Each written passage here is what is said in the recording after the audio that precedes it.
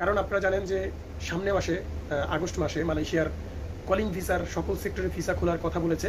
যদি ভিসা খোলে তখন আমরা কি কি কাজে আসলে ভালো হবে, বর্তমানে মালয়েশিয়ার পরিস্থিতি কেমন এবং কোন ভিসা আসলে ভালো হবে।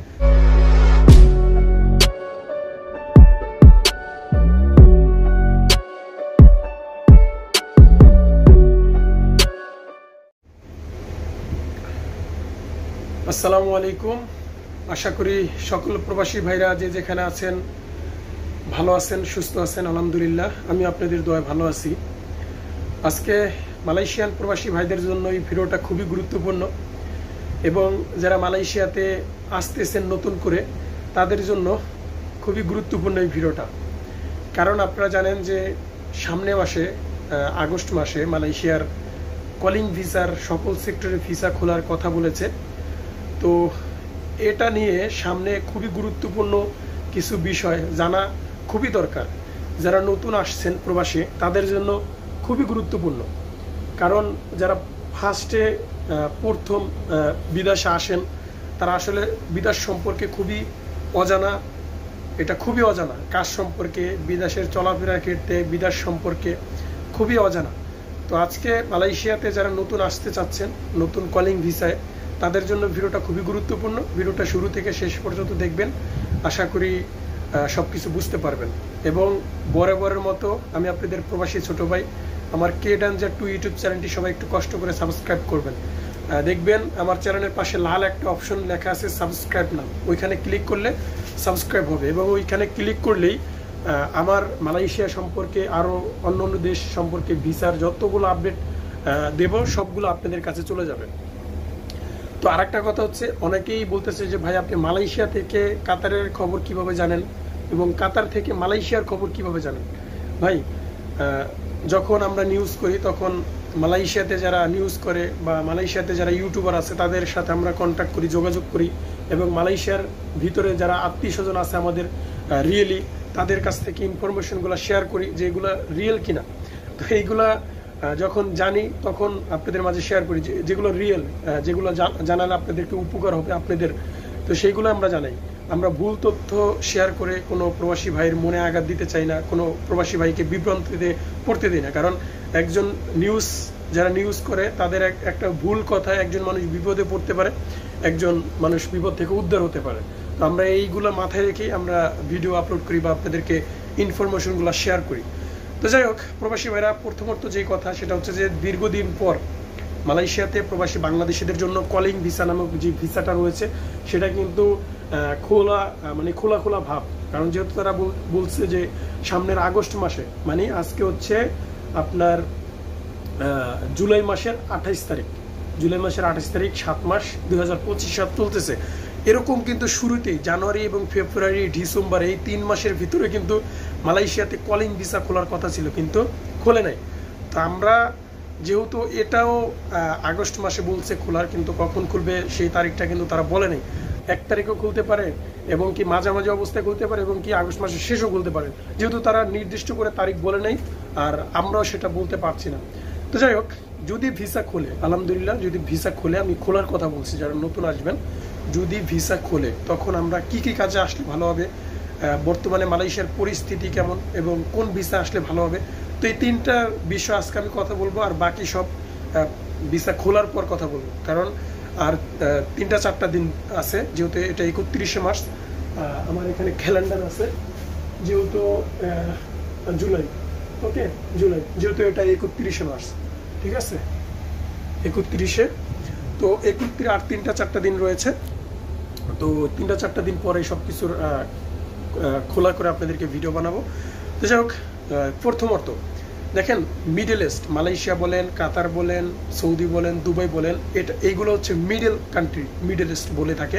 তো এই মিডল ইস্ট কান্ট্রির ওয়ার্ক বা কাজগুলো কিন্তু সব সেম, এখানে কিন্তু ডিফারেন্স নাই। যেহেতু আমি একজন প্রবাসী, আমার অভিজ্ঞতা থেকে, আমার দীর্ঘদিনের অভিজ্ঞতা থেকে আপনাদের কাছে কিছু ইনফরমেশন শেয়ার করবো, যা খবর পত্রিকায় নিউজ আপনি মোবাইল সার্চ করে আপনারা পাবেন না।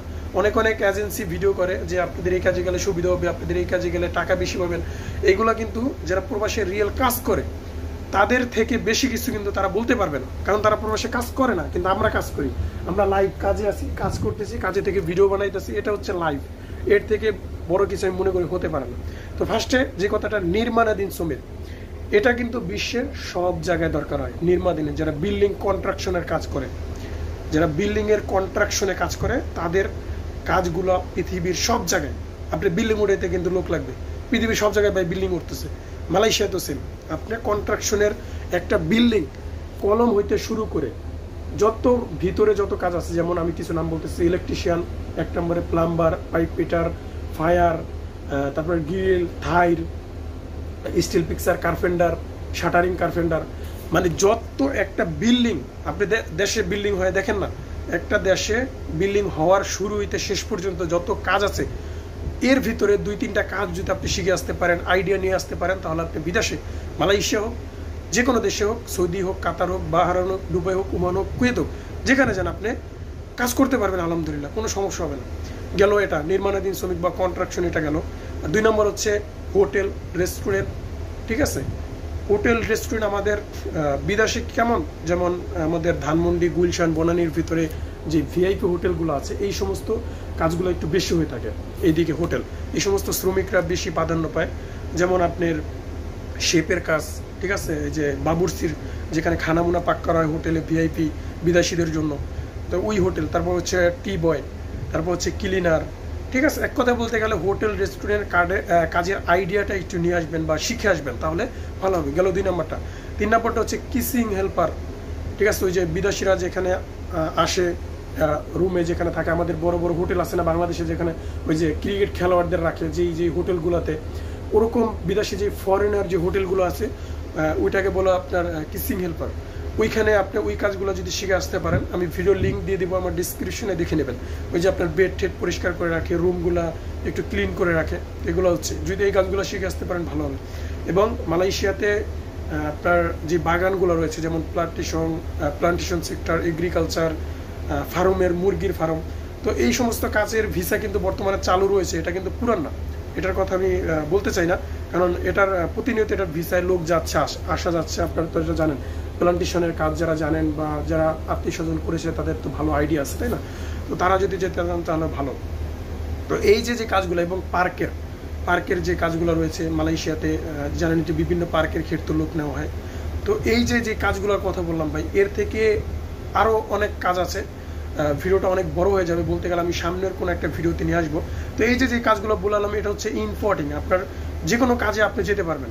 কলকারখানা, ঠিক আছে। আরেকটা হচ্ছে কলকারখানা, মালয়েশিয়াতে বেশিরভাগই চায়না ফ্যাক্টরি রয়েছে, যেখানে ওই যে আমাদের বাংলাদেশে কলের নাট বল্টের যে স্ক্রু মুস্ক্রু, ওইগুলোর কলকারখানা নিয়ে রয়েছে। তো এই কাজগুলোর আইডিয়া যদি জেনে থাকেন, তাহলে আসতে পারবেন, কোনো সমস্যা নেই। তো প্রবাসী ভাইরা যে কাজগুলোর কথা বললাম, এইগুলা যদি আপনার মালয়েশিয়ার যে নতুন কলিং বিষয়ে যেতে চান, তাহলে এই কাজগুলোর সম্মুখীন আপনাকে হতেই হবে, কারণ এই কাজ ছাড়া মিডল স্টার কোনো কাজ নেই। আপনাকে ওই যে ইউরোপের মতো ফলের বাগানে ঢুকাইব না, আপনাকে ইউরোপের মতো যে ফলের ক্রেডে ফলেনের গাড়িতে উঠাইতে দিব না, কারণ ইউরোপের মতো তো শান্তির কাজ মিডল ইস্টে নাই। তো এই কাজগুলোর মতো যদি কিছু কাজ যদি আপনি শিখে আসতে পারেন, তাহলে আলহামদুলিল্লাহ আপনাকে মালয়েশিয়া এসে অন্তত ফেসে যেতে হবে না, বা আপনি সফল হবেন ইনশাল্লাহ, আশা করা যায়। তো এটা হচ্ছে আমার নিজের ব্যক্তিগত বিদেশের অভিজ্ঞতা নেই, এবং মালয়েশিয়ার কিছু ইনফরমেশন এবং কিছু আইডেন্টিফাই করে যা দেখলাম, মালয়েশিয়াতে বর্তমানে এটাই চলতেছে। তো এটাই ছিল মালয়েশিয়ার সর্বশেষ আপডেট। ভিসা খোলার আগে যদি এই কাজগুলো করে আসতে পারেন, আলহামদুলিল্লাহ আপনি ভালো কিছু করতে পারবেন।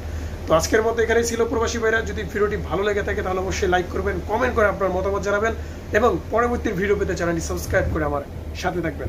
তো আজকের মতো এখানেই ছিল, খোদা হাফেজ।